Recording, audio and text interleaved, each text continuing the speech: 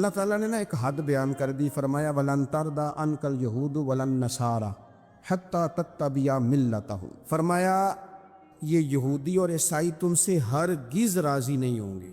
یہ قرآن ہے، اور سادہ ترجمہ تفسیر کی بھی ضرورت نہیں۔ یہ معاہدے کر لیں، محبت کے وعدے کر لیں، یہ تم سے راضی نہیں ہوں گے۔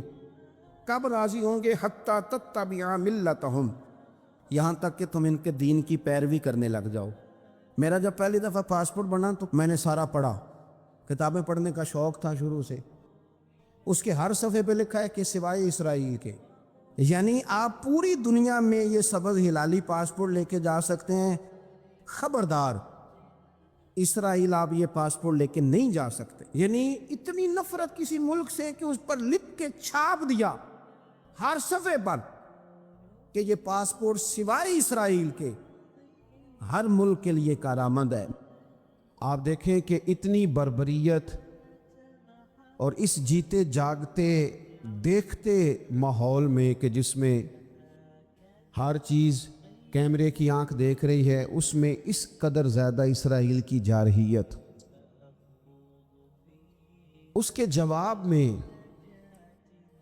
دو تین تازیانے ہیں یوں سمجھنے والے۔ ایک ہے کہ میں کوئی جذباتی بات کروں گا، آپ اس کی تائید کر دیں گے۔ ایک ہے کہ پہلوؤں پر غور کرنے کا وقت ہے کہ اتنے کٹھن ماحول میں بھی اگر مسلم امہ کے لیڈر بیدار نہیں ہو رہے تو آپ کو پس منظر سمجھنا پڑے گا کہ ہم نے نبی پاک کی محبت کے تقاضوں کو نہیں سمجھا۔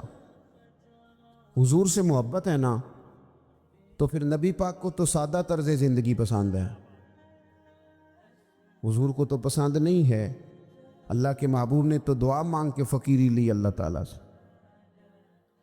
آپ کو پتہ ہے جب بندہ بہت زیادہ آسانیوں میں چلا جاتا ہے، بہت زیادہ اس کے پاس سہولیات ہو جاتی ہے، اس کا مرنے کو دل نہیں کرتا۔ خود نبی پاک علیہ السلام نے فرمایا قیامت کے قریب کافر تم پر جھپٹیں گے جس طرح بھوکے لوگ کھانے پر جھپٹتے ہیں۔ حضور کیوں، ہم تھوڑے ہوں گے؟ فرمایا نہیں، تمہیں دنیا سے محبت ہو جائے گی اور موت تمہیں بری لگے گی۔ اتنے بڑے بڑے بنگلے، عالی شان محلات، کس کا چھوڑ کے مرنے کو جی چاہتا ہے معاذ اللہ۔ نبی پاک کی محبت کا تقاضا سمجھو، ایسا نہیں کہ وہاں دولت آئی نہیں۔ حضور تو فرماتے ہیں کہ اللہ نے خزانوں کی کنجیاں میرے ہاتھ میں رکھ دی ہیں، لیکن میں نے عرض کیا مالک ایک وقت روٹی دینا اور ایک وقت کا فاقہ دینا۔ کنجیاں خزانوں کی اللہ نے دی۔ جب تک آپ اپنا طرز زندگی، یہ جو بہت دنیا کا پیار ہے نا، بہت زیادہ مرنے کی ہرس، یہ بہت زیادہ جینے کی ہرس تو اللہ تعالیٰ نے قرآن پاک میں یہودیوں کا طریقہ بیان کیا کہ وہ کبھی مرنے کی تمنا نہیں کریں گے کیونکہ جینے کی ہرس رکھتے ہیں۔ نبی پاک علیہ السلام کے غلاموں، طرز زندگی جب تک سادہ نہیں ہوتا اور جب تک یہ دنیا کے جھمیلوں سے کسی کو دولت دے کر پیچھے کر دیا جاتا ہے، کسی کو عہدہ دے کر چپ کرا دیا جاتا ہے، کسی کو اقتدار دے کر چپ کرا دیا جاتا ہے، رسول اللہ صلی اللہ علیہ وسلم کے سچے غلام، انہیں ایک بات کی سمجھ آ گئی تھی کہ ہمیں ہمارے رب نے کہا ہے قُلْ إِن كُنتُمْ تُحِبُّونَ اللَّهَ فَاتَّبِعُونِي يُحْبِبْكُمُ اللَّهُ۔ اے محبوب آپ ان سے فرما دیں اگر رب سے محبت کرنا چاہتے ہیں تو آپ کی پیروی کریں، اللہ خود ان سے محبت فرمائے گا۔ جب رب بھی ان کا ہو جائے گا، جب رب بھی ان کا کی محمد سے وفاتوں نے، تو ہم یہ جہاں چیز ہے کیا، یہ لوح و قلم تیرے، اس کا کیا مطلب ہوا؟ لوح و قلم، قلم لکھتی ہے نا تقدیریں، مقدر فیصلے، تو لوح و قلم تیرے ہیں، اس کا مطلب یہ ہے کہ پھر رب کریم تیرے اوپر فضل کرے گا، اور وہ جن فیصلوں کی امت کو دیانت سے چاہت ہے، اللہ اپنے فضل سے وہ فیصلے فرمائے گا۔ جب تک زندگی حضور کی غلامی کی طرف نہیں جاتی، وہ اللہ تعالیٰ کی تائید نہیں پاتی۔ حضرت عبداللہ ابن حذافہ رضی اللہ تعالیٰ عنہ کو رومیوں نے قید کر لیا تھا، اور جب رومی آپ کو قید کر رہے تھے، پکڑ رہے تھے، جنگ میں کچھ موڑ ایسا آ گیا کہ بظاہر مسلمانوں کے قدم پیچھے ہٹ رہے تھے۔ 1000 آدمی نے، 100 آدمی نے مل کے آپ کے گرد گھیرا ڈالا اور بڑی مشکل سے آپ کو گرفتار کیا۔ جب بادشاہ کے سامنے لے گئے نا، تو بادشاہ سے اس کا سپہ سالار کہنے لگا کہ بندہ ضائع کرنے والا نہیں۔ یہ بات سمجھیں آپ، ہماری طبیعت کے مطابق جو بندہ پورا نہیں اترتا ہم ضائع کر دیتے ہیں۔ حالانکہ اگر آپ کو مخالف صف میں بندہ کام کا نظر آئے تو آپ غور فرمائیں کہ یہ ہمارے قافلہ محبت میں کیسے شامل ہو سکتا ہے، اس کے لیے جد و جہد کریں تاکہ اس سے کام لیا جا سکے۔ اس نے کہا، روم کے بادشاہ نے، بندہ ضائع کرنے والا نہیں۔ وزیر نے کہا بادشاہ سے، اس نے کہا کیا کریں؟ کچھ ایسا کریں کہ یہ معاذ اللہ ہمارے دین میں آ جائے۔ اور قرآن مجید نے واضح کہہ دیا ہے کہ یہودی اور عیسائی تم سے راضی نہیں ہو سکتے حتی تتبع ملتہم، جب تک کہ تم ان کے دین کی پیروی نہ کرو۔ ان کو کسی طریقے سے معاذ اللہ عیسائی بنایا جائے۔ تو بادشاہ کہنے لگا 2-3 چیزیں ہیں جس سے کوئی بندہ بھی خریدا جا سکتا ہے، کر لیتے ہیں بات۔ اس نے سب سے پہلے حضرت عبداللہ ابن حذافہ سے کہا کہ جتنے پیسے آپ کہیں گے آپ کو ملیں گے، آپ اس دین میں آ جائیں معاذ اللہ۔ تو حضرت عبداللہ ابن حذافہ نا، کچھ لوگ بڑے سیانے ہوتے ہیں، بردبار ہوتے ہیں، بعض باتوں پر غصہ نہیں کرتے، ہنستے ہیں۔ حضرت عبداللہ ابن حذافہ ہنس پڑے، فرمانے لگے تجھے کس نے بادشاہ بنایا؟ تو بڑا بیوقوف آدمی ہے۔ اس نے کہا کیا مطلب؟ فرمانے لگے نادان، میں تو تلوار لے کے میدان میں آیا ہوں، مجھے دولت کمانی ہوتی میں تجارت کرتا، میں تجارت نہیں کر رہا، میں تو شہادت کے لیے نکلا ہوا ہوں، اور تو مجھے کہہ رہا ہے پیسے لے لے، کو عقل کی بات کر۔ اس نے دوسری بات کی، اس نے کہا کہ میں بادشاہ ہوں، میرے نیچے جتنے بھی عہدے ہیں، وزیر، مشیر، وزیر خزانہ، جو آپ عہدہ کہیں گے آپ کو دے دیا جائے گا، آپ اس طرف آ جائیں۔ تو حضرت عبداللہ ابن حذافہ کہنے لگے پھر کہتا ہوں تو بڑا نادان ہے۔ فرمانے لگے میں حضور کا صحابی ہوں، اور صحابی ہونے سے بڑا عہدہ دنیا میں ہے ہی کوئی نہیں۔ صحابہ وہ صحابہ جن کی ہر صبح عید ہوتی تھی، خدا کا قرب حاصل تھا، نبی کی دید ہوتی تھی۔ کہا تو مجھے لالچ دے رہا ہے؟ اب انہوں نے ایک نئی چال چلی۔ وزیر کہنے لگا کہ میں ایک اور طرح سے معاذ اللہ کوشش کرتا ہوں پگھلا دینے کی۔ آپ اندر کمرے میں قید تھے تو وہاں ایک خاتون کو بنا سوار کر بھیج دیے گا۔ دوستو یاد رکھنا، تگڑا اور مضبوط جوان پتہ کون ہوتا ہے؟ جس کی نظریں پوری طرح اس کے کنٹرول میں ہوں۔ یہ علامت جوانی ہے۔ جس آدمی کا پوری طرح، 2 لوگ دنیا میں کبھی کوئی کارنامہ سر انجام نہیں دے سکتے، ایک جو حرام کھاتا ہو، ایک جس کی نظر ناپاک ہو۔ محمد بن قاسم جب یہاں آئے تھے نا، تو ایک دن بڑے پریشان تھے، تو ایک بزرگ کہنے لگے آپ کیوں پریشان ہیں؟ کہنے لگے راجہ دہر سے مقابلہ ہے، اور ہماری فوج تو سندھ کے رستے بھی نہیں جانتی، زبان بھی نہیں جانتی، لڑیں گے کیسے؟ 2-4 دن کے بعد ان بزرگوں کی دوبارہ محمد بن قاسم سے ملاقات ہوئی تو بڑے خوش تھے۔ کہا اب آپ کیوں خوش ہیں؟ کہنے لگے وہ میرا مقابلہ نہیں کر سکتا، میں نے تحقیق کر لی ہے۔ کہا کیوں؟ کہنے لگے نظر کا گندہ ہے، اور جو نظر کے گندے ہوتے ہیں وہ میدانوں میں ٹھہرا نہیں کرتے۔ میدان کے لیے نکلنے کے لیے پاک جوانی کی ضرورت ہوتی، تطہیر مزاج ہونا ضروری ہوتا ہے، پاکیزہ افکار اور سچی اور سچی ستھری سوچوں کا ہونا ضروری ہوتا ہے۔ اس لیے فرمایا کہ میرا مقابلہ نہیں کر سکتا۔ حضرت عبداللہ ابن حذافہ کمرے میں تھے، تو وزیر کی بیٹی اندر سجی سنوری پہنچ گئی. جیسے ہی آپ نے اس کفر کی چال کو دیکھا تو تیمم کر کے نفل شروع کیے. وہ ساری رات بیٹھی رہی، رب کا بندہ ساری رات عبادت کرتا رہا. عبادت بڑا سہارا ہے، مصلی بڑا سہارا ہے اللہ کے بندوں. صبح دروازہ کھولا، وزیر نے اپنی بچی سے پوچھنا چاہتا تھا رزلٹ کیا نکلا، تو کہنے لگی پیچھے ہٹ جا، اب تیرا میرا تعلق کوئی نہیں، میں نے نبی پاک کا کلمہ پڑھ لیا. اس نے کہا میں نے بھی زمانہ دیکھا ہے، پر یہ کیا لوگ ہیں کستوری کے بنے ہوئے، سندل سے دھلے ہوئے، کہ میں ساری رات کمرے میں رہی اور 100 اور 1000 آدمی جس جوان کا مقابلہ نہ کر سکے، اتنا طاقتور جوان کمرے میں رہا اور اسے نظر اٹھا کے نہ دیکھا. او کچا رنگ للاری والا جڑا چڑھدا تے لیندا رہندا ہے، اے عشق تیرے دا رنگ محمد چڑھیا پھر نہیں لیندا. سبحان اللہ. میں کہا ایک دفعہ نظر اٹھا کے نہیں دیکھا، کمال ہو گئی. اتنے بڑے لوگ، اتنی بڑی سعادت مندی، فیروز بختی، معاملہ فہمی، حد ہو گئی. اللہ اکبر. دوستو، بادشاہ جب پوری طرح ہار گیا نا، اسے کہا مار دو. تیل گرم کیا ایک کڑاہی میں، اور جب آپ کو اس میں ڈالنے لگے تو آپ کی آنکھوں میں آنسو آ گئے.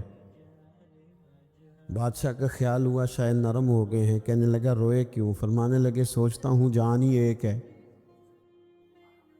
کتنا مزہ ہے اس کی راہ میں جان دینے کا، کتنی لذت ہے اس کے نام پر مرنے میں، کتنا لطف ہے جے تو چڑھیا اٹھے دار بھی نہیں، تے جے تو وکیا عشق بازار بھی نہیں، تے ایڈا سستا سودا پیار بھی نہیں، تے ایڈا سستا لبدا یار بھی نہیں.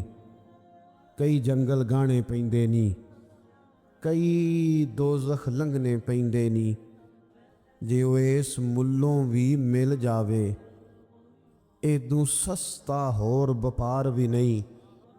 تے کچھ سمجھ نہ آوے لوکاں نوں وہ کادے نال شہید کرے، وٹھی یار دے ہتھ تلوار بھی نہیں، پر او دا خالی جاندا وار بھی نہیں. کہنے لگے ایک جان ہے نا، تو دل کرتا ہے ہزاروں ہوتی تو ایک ایک کر کے محبوب کے نام پہ قربان کرتا. جب میرے پاس ہے ہی ایک، کروں کیا؟ حضرت عبداللہ ابن حذافہ رضی اللہ تعالیٰ عنہ جب روئے اور بادشاہ نے یہ بات سنی تو بادشاہ اٹھ کے کھڑا ہو گیا، سارے وزیروں مشیروں کو کہنے لگا تم نے کہا تھا نا بندہ ضائع کرنے والا نہیں، یہ بھی ضائع کرنے والا نہیں. کہنے لگا میرا ماتھا چومو، تم جیسے لوگوں کو قتل نہیں کرنا چاہیے، آزاد کرنا چاہیے. عزیز، اپنی زندگی سے نا یہ بہت زیادہ ہرس، ہوس، طمع، اور یہ کسی بات کی بھی ہو، ہرس صرف پیسوں کی نہیں ہوتی ہے، شہرت کی بھی ہوتی ہے. یہ بیماری انسان کو اقتدار کی بھی ہوتی ہے، تعریف کی بھی بیماری ہوتی ہے. یہ سارے نقص ہوتے ہیں لوگوں کو، اور معاذ اللہ بعض جبوں کبوں کے اندر بھی ہوتے ہیں، وہاں بھی پنپتے. اپنی زندگی جب تک اس سادگی میں نہیں لاؤ گے جو رسول پاک نے عطا فرمائی ہے، جب لوگ آسانیوں میں پوری طرح الجھ گئے تو پھر وہ دور ہوئے اور کفر چڑھ گیا. دوسری بات، اللہ کے محبوب صلی اللہ تعالی علیہ وسلم کی محبت ہم سے تقاضا کرتی ہے کہ ہم اس مشن کے لیے کام کریں جس مشن کے لیے رسول پاک نے کام فرمایا ہے. ہم سارے کام بڑے مضبوطی سے، سوچ سمجھ کے، تدبر سے، حکمت سے، تقاضوں کو مد نظر رکھتے ہوئے کرتے ہیں. سارے کام. دین کے کام میں ہمارا مزاج نہیں ہوتا، او ہو جائے گا جی، آپ بسم اللہ پڑھیں جی، شروع کریں جی. آپ تقاضوں کو سمجھیں، چیزوں کو دبائیں نہیں، چیزوں پر غور کریں. کسی کے ذہن کی سطح پر سوال ابھرتا ہے، اس کا تسلی بخش جواب دیں. اپنی زندگی میں دین کے کام کے لیے اپنے آپ کو وقف کریں. اور دین کے کام کے بہت سارے پہلو ہیں. ہزاروں لوگوں کو قرآن پاک ٹھیک پڑھنا نہیں آتا، ہزارہا لوگ ہیں جو قرآن مجید کے مطالب سے آگاہ نہیں ہیں، دین کی بنیادی ضروریات سے لوگ نابلد ہیں۔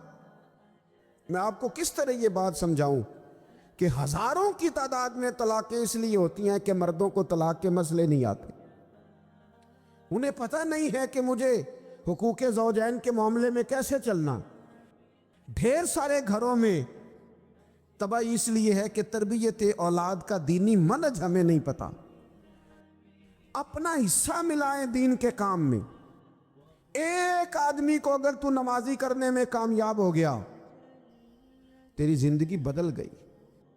وہ دین بیزار لوگ جو ہمارے بیچ بیٹھ کے ہماری نوجوان نسل کو پگڑی اور داڑھی کا نام لے کے بنیادی طور پر دین سے دور کرتے، ایسے نوجوانوں کو دین کا پیغام محبت دے کر دین کے قریب کرنا ہماری ڈیوٹیوں کا حصہ ہے۔ ہمیں ذمہ داری کا احساس کرنا پڑے گا، ہمیں یہ خاص قدم اٹھانا پڑے گا، توجہ دینی پڑے گی۔ مساجد، مدارس، میں آپ سے عرض کروں، اتنی ڈٹ کے مخالفت ہوتی ہے نا مدرسوں کی، اتنی ڈٹ کے۔ میں ادارہ چلاتا ہوں، اس کے چلانے میں جو مشکلات ہیں وہ تو ہم بتا نہیں سکتے آپ کو، اس لیے کہ میری قوم، میرا اس قوم سے تعلق ہے جو نعت خواں امیر کرنا چاہتی ہے، مدرسے نہیں۔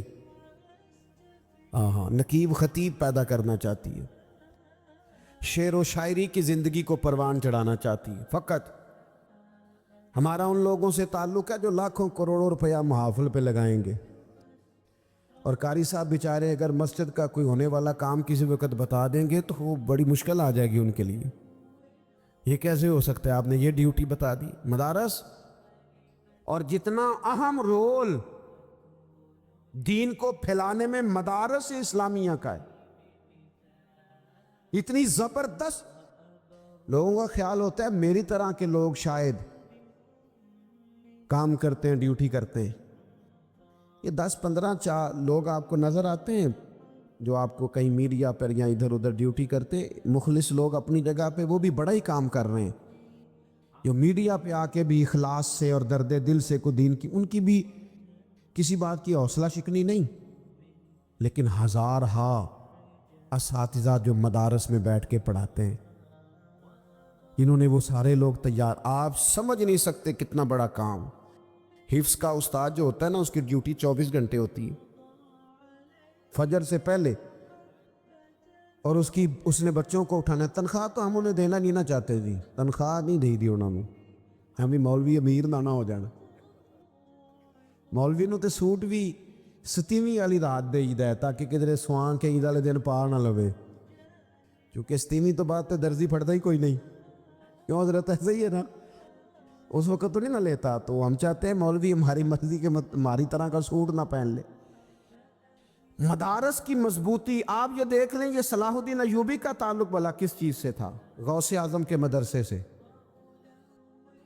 حضور غوث اعظم کے مریدوں کی جماعت اس کے ساتھ شامل تھی۔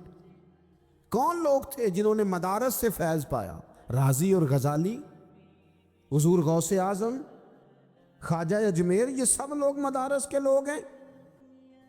کمزوریاں ہیں، غلطیاں ہیں، بہت ساری چیزوں کی اصلاح کی ضرورت ہے، لیکن یہ دین کا بہت بڑا قلعہ ہوتا ہے مدرسہ، لیکن اس کی مخالفت کی جاتی ہے۔ مجھے بتائیے، اگر مدرسوں میں کمزوریاں ہیں تو کالجوں یونیورسٹیوں میں نہیں ہیں؟ ہم نے کبھی مخالفت کی ہے بند کر دو سارے؟ لیکن لوگوں کا جب خیال آتا ہے، جب ہمارے ایک سابقہ وزیر صاحب تھے، سر راہ کسی دعوت میں میری ان سے ملاقات ہو گئی، تو انہوں نے کہا مدرسوں کا کردار کیا ہے آج کے ماحول میں؟ میں نے انہیں کہا کہ مختلف کورسز آپ کراتے ہیں نا، تو اس کے لیے پھر مختلف ویکینسیز ہوتی ہیں، جہاں بچوں کو مدرسے کا کورس کرایا جاتا ہے تو استاد بننا ہوتا ہے، اس نے خطیب بننا ہوتا ہے، مسجد کی ڈیوٹی کرنی ہوتی ہے۔ میں نے کہا بالکل کوئی حکومت سرپرستی نہیں کرتی، لیکن اللہ کا فضل ہے، کبھی آپ نے حکومت سے سنی ہے جس میں جمعے والے دن مولوی نہ ملا ہو جمعہ پڑھانے کے لیے؟ کبھی آپ کو رمضان میں ایسی مسجد ملی ہے جس میں قرآن مجید سنانے کے لیے حافظ نہ ملا ہو. یہ ہو سکتا ہے کسی حافظ کو مسجد نہ ملے. تو مدارس کے ذمے جو کام تھا مدارس نے جم کے کیا ہے اور ڈٹ کے کیا اللہ کے فضل سے. اور مدارس کے لوگوں کو بھی کمزور نہیں پڑنا چاہیے. کبھی کسی وزیر مشیر مالدار کے روب میں نہیں آنا چاہیے, قطعاً نہیں. کیوں کہ یہ وہ عظیم لوگ ہیں رسول اللہ صلی اللہ علیہ وسلم کے دین کے غلام, کہ ابھی ایک لفظ نہیں پڑا ہوتا الف با تا سا, پہلے دن گھر سے نکلتے ہیں تو حضور فرماتے ہیں اللہ کے فرشتے ان کے پیروں کے نیچے پر بچھا بھی دیتے ہیں. پہلے دن اتنا بڑا اعزاز ملتا ہے. تو حضور کی محبت کا تقاضا ہے دین کا کوئی کام کیا جائے. ایک خاتون مسجد نبوی شریف میں جھاڑو دیتی تھی, پر کوئی کام تو کرتی تھی نا. اور کس مسجد میں؟ جہاں 70,000 فرشتے صبح آتے ہیں 70 شام آتے ہیں. اس مسجد میں وہ خاتون جھاڑو دیتی تھی. بخاری ہے.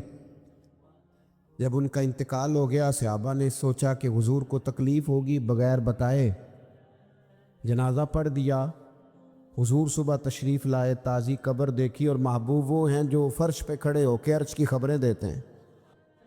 نبی پاک علیہ الصلوۃ والسلام نے فرمایا کہ مجھے اطلاع کیوں نہیں دی اس کے انتقال کی؟ یہ کرم دیکھو, کوئی ڈیوٹی تو کرتی تھی نا یار, پر خلوص سے, پر پیار سے, پر اللہ کو راضی کرنے کے لیے, پر درد دل سے. اور دین کی ڈیوٹیاں کرنے والے دوستو سنو, حضور صبح آئے, قبر کو دیکھ کر فرمایا مجھے کیوں نہیں بتایا؟ یا رسول اللہ آپ کو تکلیف دینا مناسب نہ جانا. تو قبر پہ کھڑے ہو کے حضور نے فرمایا صف بناؤ میں دوبارہ جنازہ پڑھاؤں گا. صف بناؤ میں دوبارہ جنازہ پڑھاؤں گا. کوئی ڈیوٹی تو. تیسرا تقاضا حضور کی محبت کا, سمجھو میں بس بڑی جلدی بات سمیٹنے لگا ہوں. حضور کی امت سے پیار کرو, یہ نبی پاک کی محبت کا تقاضا ہے. حضور اس بندے سے بڑے راضی ہوتے ہیں جو حضور کی امت سے پیار کرتا ہے. آپ کو پتہ ہے حضرت جبریل امین علیہ السلام نے معراج کی رات حضور علیہ الصلوۃ والسلام سے عرض کی تھی کہ اللہ کی بارگاہ میں عرض کیجئے گا میری بھی ڈیوٹی لگ جائے آپ کی امت کے ساتھ محبت کرنے پر. تو یہ کیوں کہا تھا انہوں نے؟ علماء نے لکھا اس لیے کہا تھا کہ حضرت جبریل بھی جانتے ہیں کہ حضور کی امت سے محبت کی بات کی جائے نا تو نبی پاک راضی ہوتے ہیں. امت سے پیار کرو گے نا, امت سے.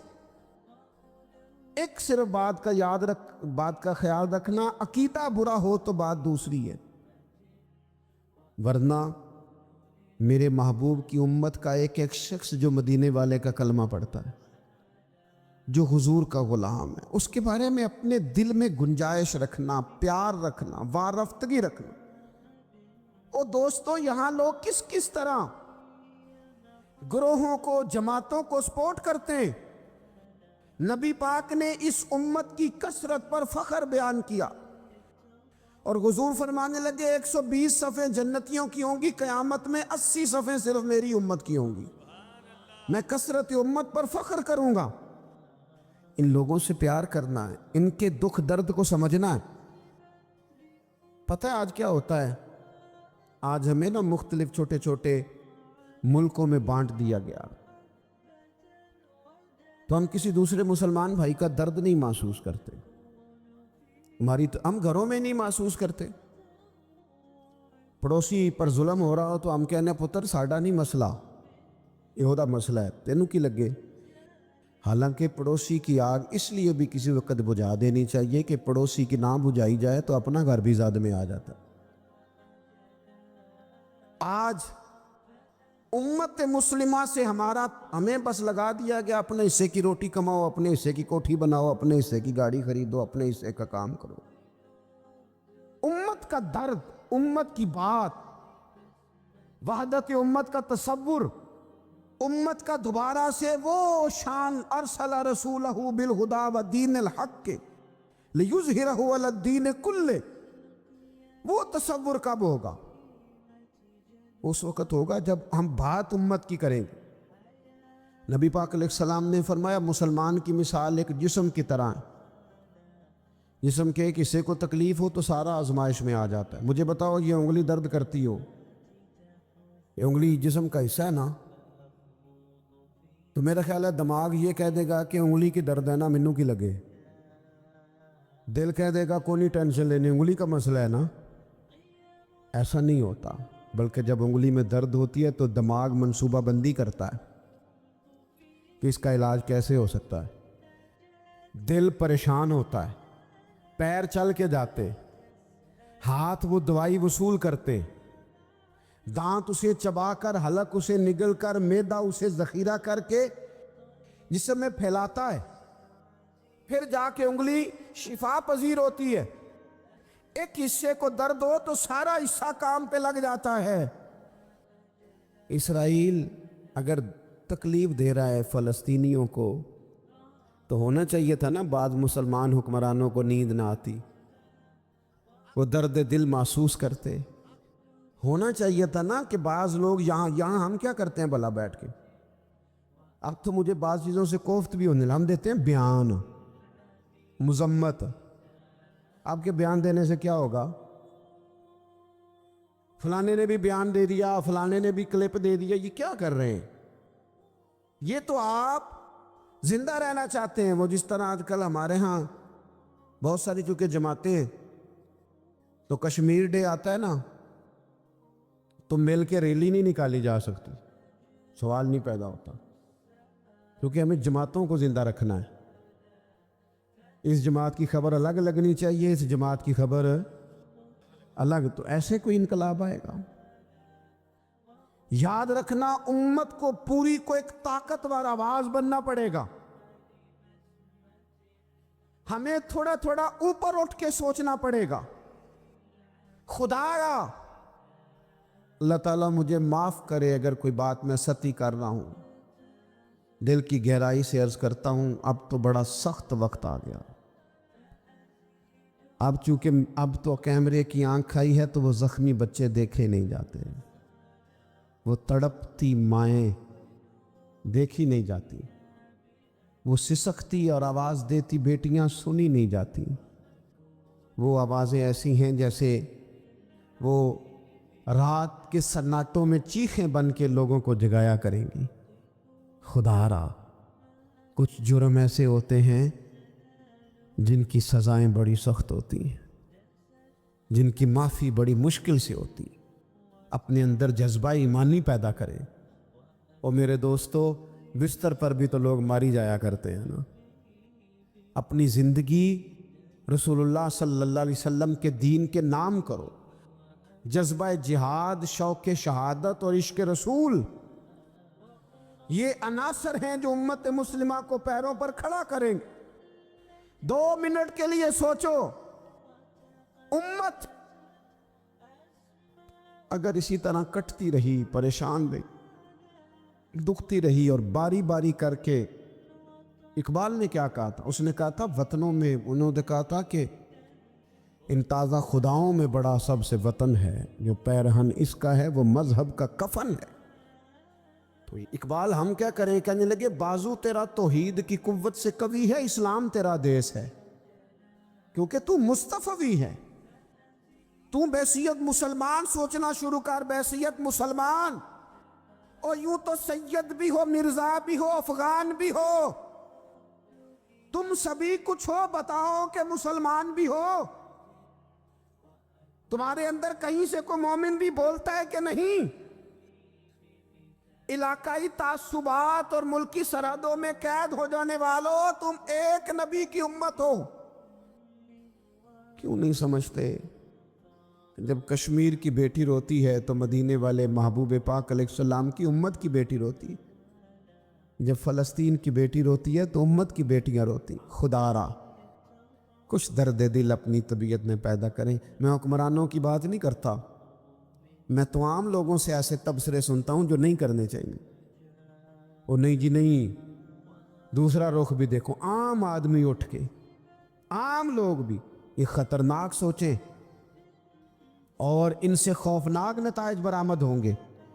تو 3 باتیں میں نے آپ کی خدمت میں عرض کی ہیں.